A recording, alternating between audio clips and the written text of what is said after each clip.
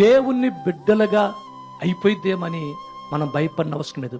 దేవుణ్ణి వాక్యం అంటుంది, ఆయన మిమ్మల్ని గూర్చి చింతించుచున్నాడు. మీ చింత యావత్తు ఆయన మీద వేయండి.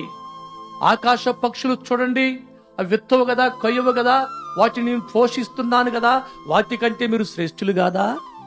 ఏమండి, వాటినేమో నా నోటి మాట చేత సృష్టించాను, మిమ్మల్ని అయితే నా స్వస్థముల చేత చేతిని తాకి ఆ యొక్క తయారు చేసి మిమ్మల్ని సృజించాను కదా, వాటికంటే మీరు శ్రేష్ఠులు.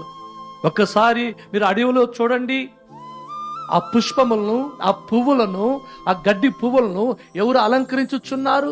అలా మార్గమును వెళుతూ అక్కడ ఆగి, చాలా బాగుంది కదా పువ్వు అని అంటాం కదా. అయిపోతున్న ప్రాజెక్ట్ కావచ్చు, దగ్గర పడుతున్న కాంట్రాక్ట్ వర్క్ కావచ్చు, చేతులున్న పని కావచ్చు, మీరు ఒప్పుకున్న పని అయిపోవచ్చు. వాటిని అలంకరించిన దేవుడు, వాటిని పోషించుతున్న దేవుడు నెక్స్ట్ పని మన కొరకు దేవుడు సిద్ధము చేసి ఉంటాడు.